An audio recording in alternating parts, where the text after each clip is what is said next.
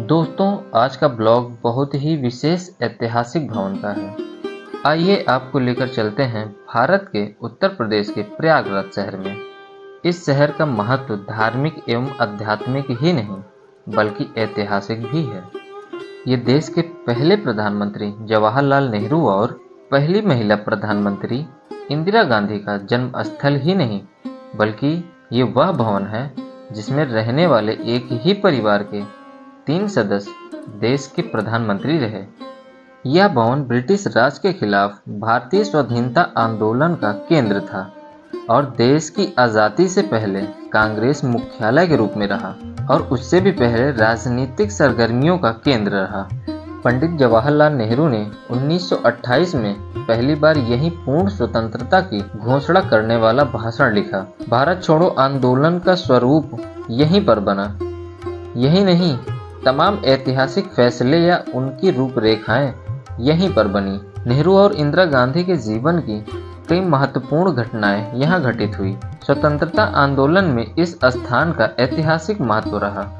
स्वराज भवन प्रयागराज में स्थित एक ऐतिहासिक भवन एवं संग्रहालय है। इसका मूल नाम आनंद भवन था। इस ऐतिहासिक भवन का निर्माण मोतीलाल नेहरू जी ने करवाया था। दोस्तों, इस ऐतिहासिक भवन एवं संग्रहालय के अंदर रखी उन तमाम वस्तुओं के विषय में जानने से पहले हम इस ऐतिहासिक भवन के विषय में जानते हैं। आनंद भवन प्रयागराज में स्थित नेहरू गांधी परिवार का पूर्व आवास है, जो अब एक संग्रहालय के रूप में है। जब मोतीलाल नेहरू ने इस नए भवन का निर्माण करवाया और अपने पुराने आवास को कांग्रेस के कार्य हेतु स्थानीय मुख्यालय बना दिया, पुराने आनंद भवन का नाम स्वराज भवन कर दिया गया। इस नए आवास को आनंद भवन कहा जाने लगा। 1857 के प्रथम विद्रोह में वफादारी के लिए स्थानीय ब्रिटिश प्रशासन ने शेख सैयद अली को 19 बीघे की भूमि का पट्टा दिया, जिस पर उन्होंने बंगला बनवाया। 1888 को यह जमीन और बंगला जस्टिस सैयद महमूद ने खरीद लिया और फिर 1894 में यह जायदाद राजा जयकिशन दास ने खरीद ली।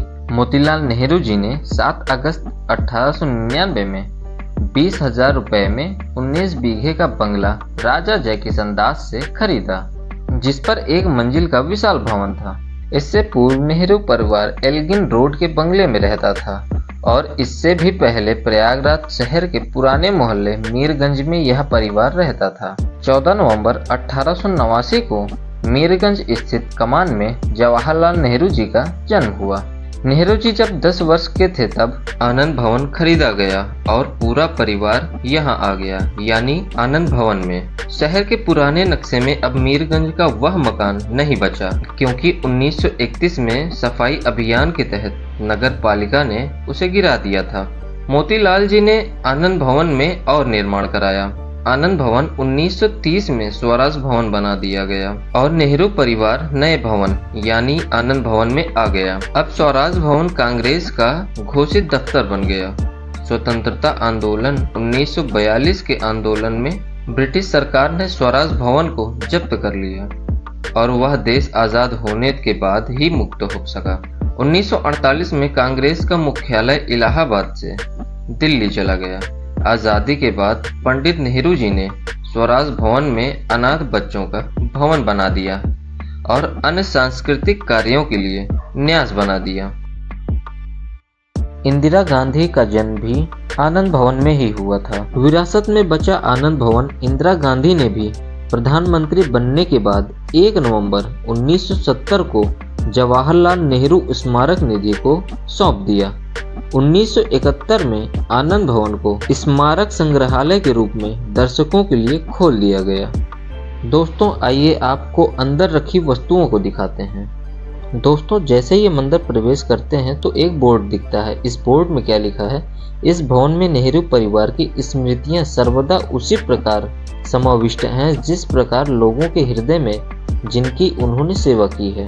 दोस्तों, जैसे ही हम ऊपर आते हैं तो ये कमरे में आप रखी वस्तुओं को देख रहे हैं। जवाहरलाल नेहरू जी इन्हीं सारी वस्तुओं का उपयोग करते थे और आप यहाँ पे देख रहे हैं सीढ़ी रखी हुई है। उस टाइम नेहरू जी जो होम्योपैथिक की दवाइयों का उपयोग करते थे वो उसका बॉक्स यहाँ पे रखा हुआ है और यहाँ पे पानी पीने का तांबे का बर्तन है ये, जो उस टाइम इसी में पानी पिया करते थे। चाय बनाने की केतलियाँ रखी हुई हैं, पानी गर्म करने की केतलियाँ रखी हुई हैं और इलेक्ट्रॉनिक से पानी गर्म करने की केतली रखी हुई है। तो यहाँ पर वो सारे उपकरण रखे हुए हैं जो नेहरू जी अपने टाइम में यूज़ किया करते थे। और यहाँ पे जो कारतूस आप देख रहे हैं, ये जलियांवाला जब हत्याकांड हुआ था तो वहाँ पे नेहरू जी वहाँ से ये पीतल की गोलियाँ लाए थे, खाली गोलियाँ हैं ये।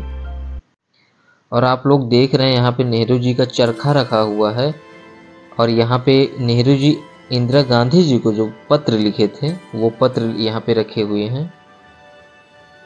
और यहाँ पे नेहरू जी के द्वारा जो चम्मच का यूज किया जाता था, कप प्लेट्स का यूज किया जाता था, वो सारी चीज़ें यहाँ पे रखी हुई हैं। नेहरू जी अपने कपड़ों को इन्हीं स्त्रियों से प्रेस किया करते थे।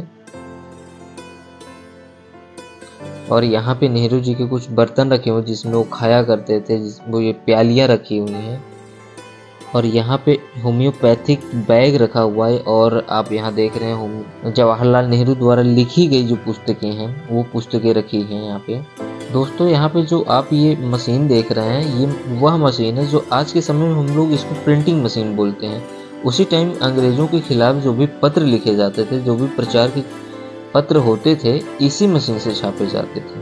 पंडित जवाहरलाल नेहरू जी का ऑफिस है, यहीं पे नेहरू जी बैठ के अपनी किताबों को पढ़ा करते थे और यहीं बैठा करते थे। ये उनका बेडरूम भी है।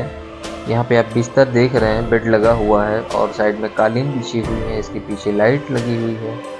और नेहरू जी का ये खड़ाहू है, नेहरू जी खड़ाहू का अंदर उपयोग करते थे कमरे के अंदर। दोस्तों ये नेहरू जी की लाइब्रेरी और मीटिंग रूम भी हुआ करता था। यहाँ पे सारे लोग अपनी अपनी बातों को रखते थे और किताबों को पढ़ते थे। दोस्तों ये वह कमरा है जब गांधी जी आया करते थे तो इसी कमरे में ठहरते थे। दोस्तों यह वह कमरा है जहाँ इंदिरा गांधी जी रहा करती थी।